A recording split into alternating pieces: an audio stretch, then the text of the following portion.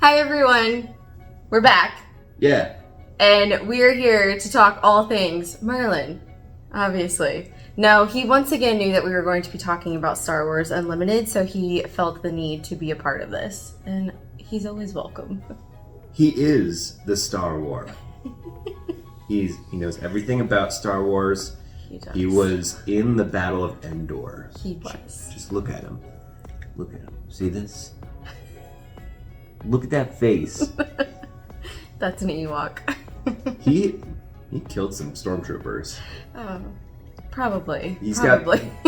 got little notches in his toys. He probably does. Yeah. He's well, anyways, the one that first discovered the Ewoks would be Leia Organa. And so we're going to talk about this deck that I have. This is definitely my favorite deck that I have both ran and played, and least favorite deck to play against.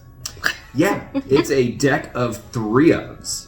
And I try to mix it around, and I try to see what other also we could throw in there, but it's 3 of everything. Pretty much. Yeah, It really is. It is pretty much 3 of everything. I'm for the most part, it is 3 of everything. So with Leia, she is obviously green-white. Then I do have Tarkin Town, which is the red one, so I'm adding that in. So I'm going to hold that up. But with Tarkin Town, there is an epic action with that one. So you do get to deal 3 damage to a non-leader unit. That's already damaged. Yes, that is already damaged. Yep. And I typically like to use Tarkin Town on really big opponents. So like Vader, him coming out, I'm definitely going to use it on him, or Palpatine. Some of the big scary ones, Luke, love to use this on Luke Skywalker when he comes out in a few of the decks, like the Chewbacca deck. You also have Sentinel units, which forces your opponent's hand if they don't have Saboteur. So they have to actually spend some of their HP, and then you can just remove them with Tarkin 10. Exactly, yes. So I do like that one a lot. I'm going to start with, there's only 3 different space units I do have, so I'm going to get those kind of out of the way right away. So I've got just a pure white, no colors else to it, is Wing Leader. I am running 3 of those.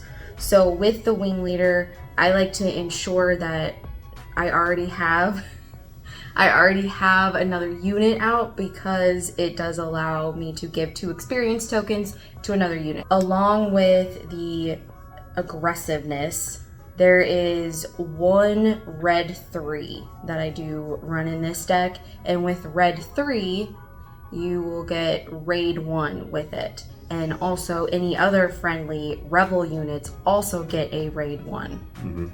So again, I like to make sure when I start putting out my space units, I already have ground units out, or at least some other units with that. And then lastly, for my space units, I do run 3 green Squadron A-Wings, and it does always throw me off that it says green even though it's red, but it's whatever. It automatically just gets raid 2 with it. So again, aggressive space units. Typically, there hasn't been a ton of space units.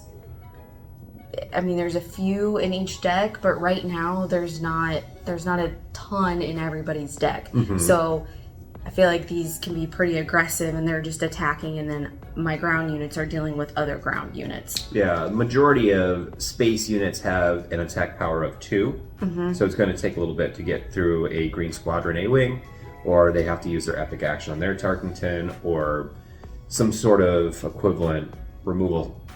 I almost said spell, but removal event. Yes. Okay, so moving into what I like to play in the beginning for my ground units. So one of that is Benthic 2 Tubes, and I do run 3 of him. He, again, I like to have at least one other unit out, because another friendly red unit does get to gain raid 2 once Benthic attacks. So if you know Leia's ability and use her action, you can attack with a rebel unit and then attack with another rebel unit immediately. So use her action, have Benthic out, he attacks, and then another friendly red unit gets a raid 2. So then I could attack with something else. And that's any unit. So that could be one of my space units or another ground unit. So I like him. He's low cost at a 2/2. And then my next low cost one is I run 3 Spec Force soldiers. So when played, a unit loses Sentinel for this phase, which again could be pretty darn cool if I already have somebody out like Benthic and I use Leia's action. Spec Force soldiers played, attack, and I don't have to actually attack the Sentinel for my opponent. I could just go directly to their base. Yeah.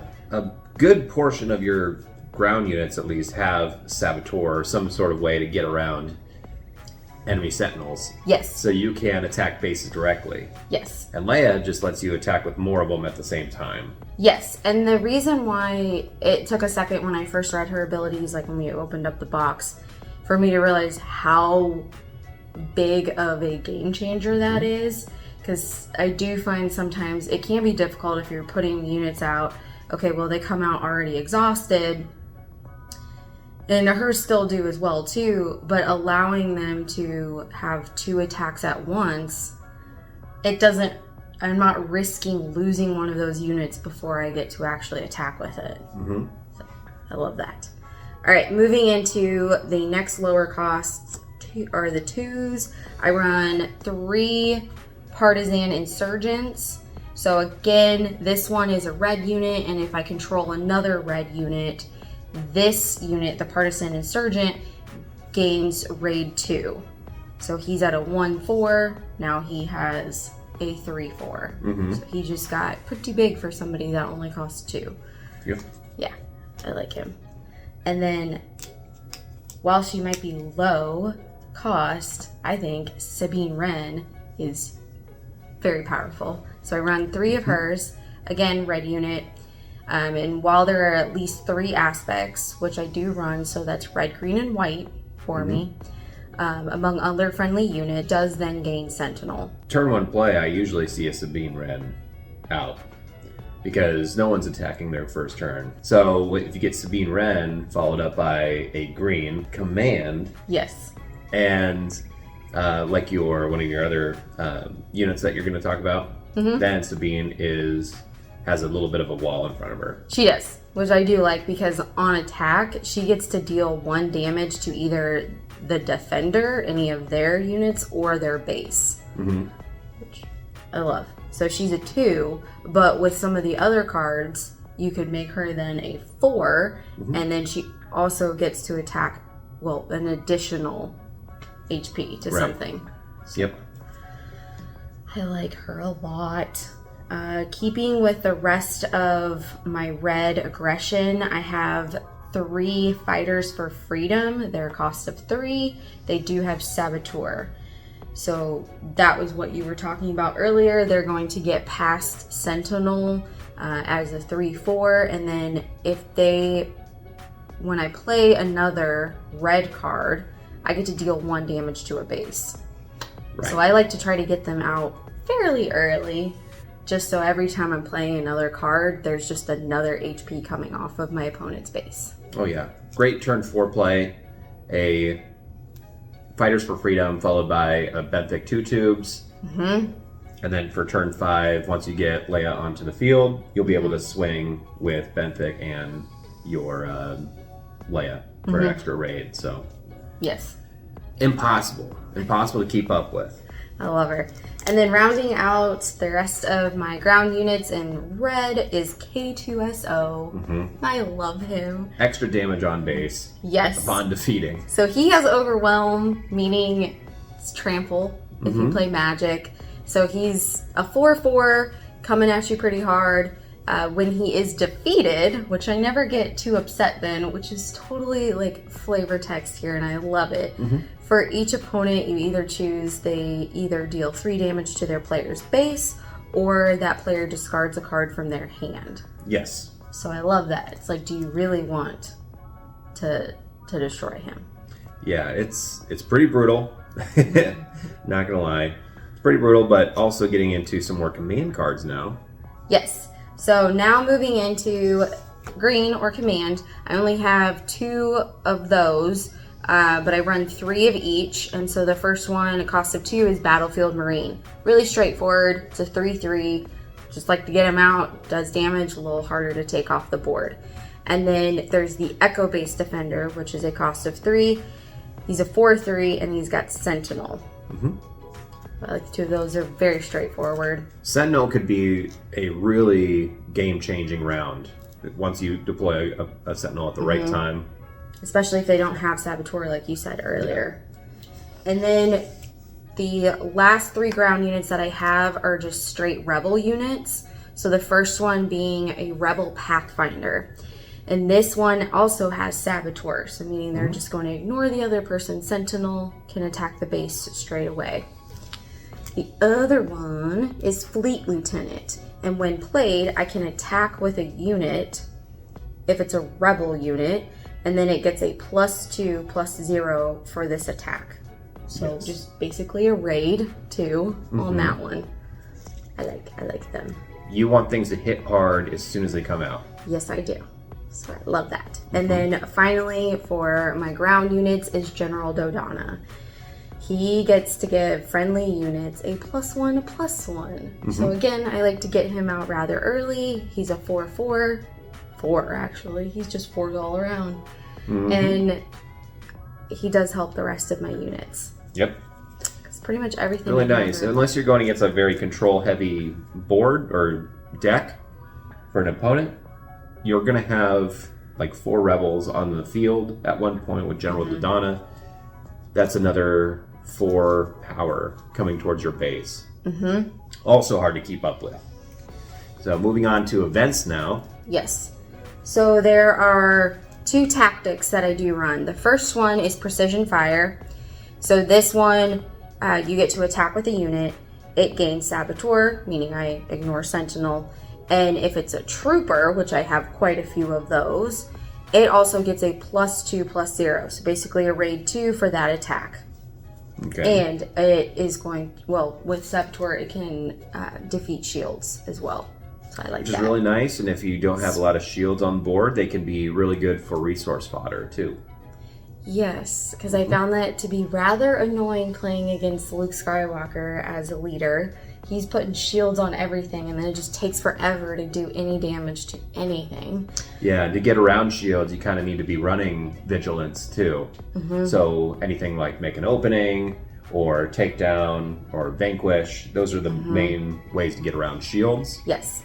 Then my last tactic is keep fighting. So I get to ready a unit with 3 or less power. So I will, if I have that card, I'll use Leia's ability, tap, attack with 2, and then next turn I get to play keep fighting. So I'm going to ready something which is 3 or more, and if I do happen with 3 or less power, which Leia is, if I do have her out, then I could attack with her and then also attack with another unit, so you can get hit with Leia twice.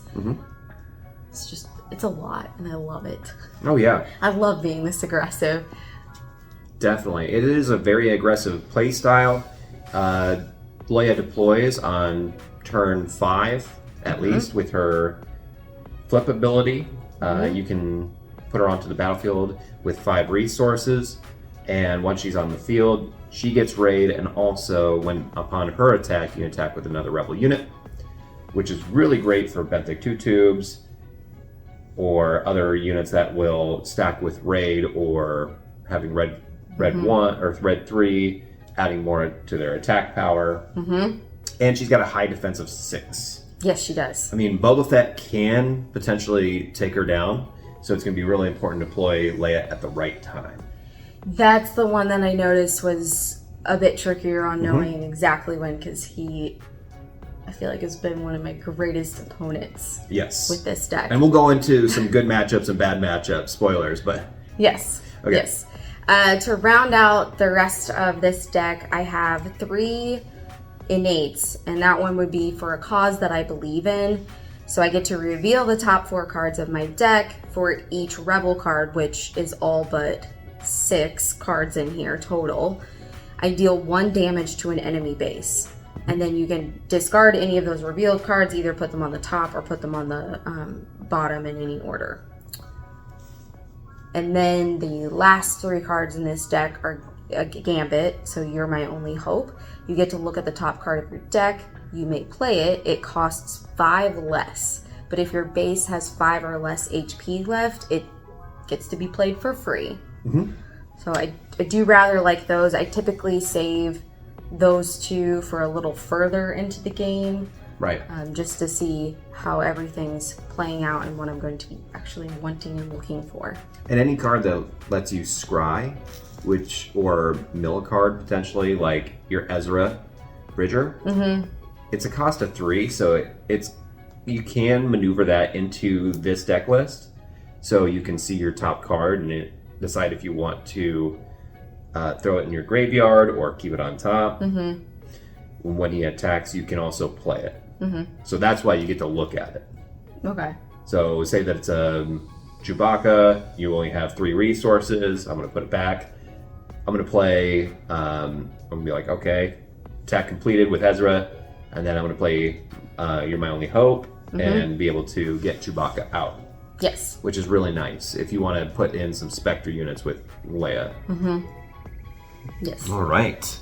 So some good matchups. You can definitely outpace a lot of Sabine with this deck, even though Sabine does automatic damage to your base. Leia's going to deploy more units overall and keep more units on the board long enough so that she can attack your base for 10 each turn. Same with Keep Fighting.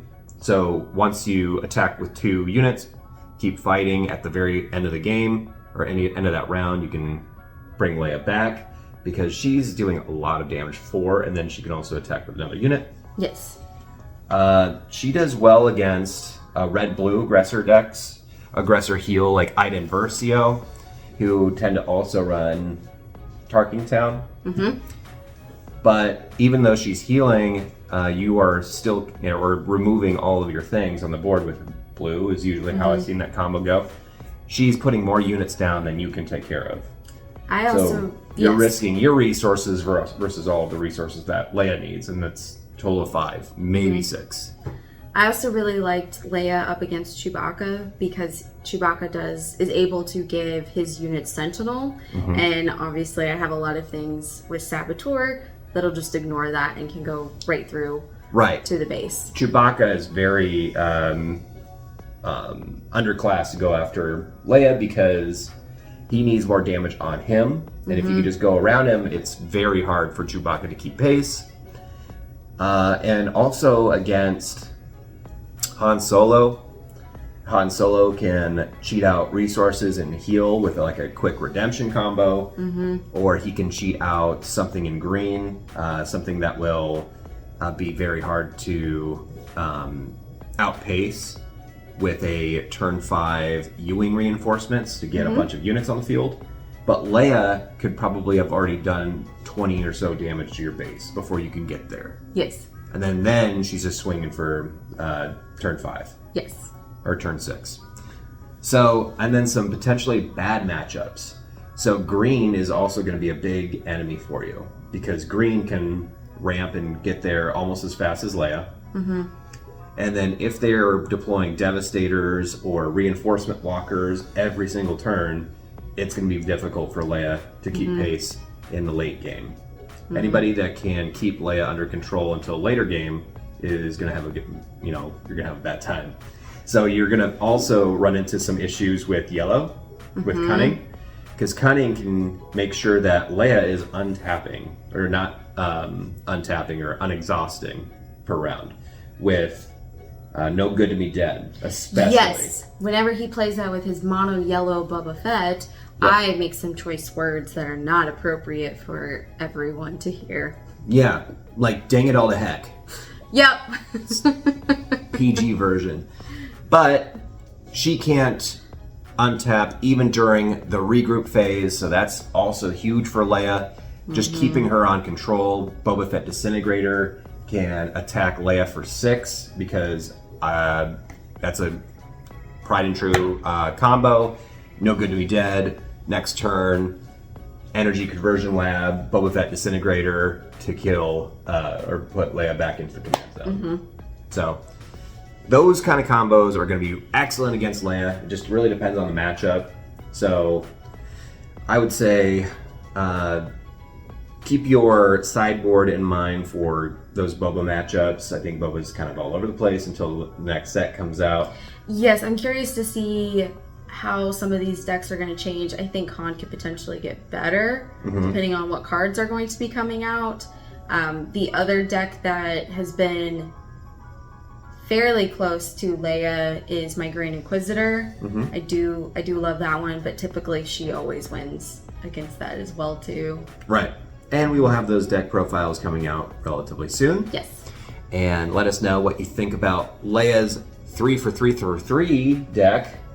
It's a very affordable option, and it kicks the majority of butts in this current format. Well, obviously. The most expensive card, I believe, is K2SO at $15. 20 or 30 for hyperspace and foil rarities, but it's a really affordable option in this game, and it's really keeping players on their toes, because if you don't know what to exhaust on Leia's board, they're going to have a hard time. So, and it's very punishing. She's my favorite princess. She's the best. And it's got the Hoth outfit, and I think that's the best Leia outfit. Yes, and her hair looks so good. She's just perfect.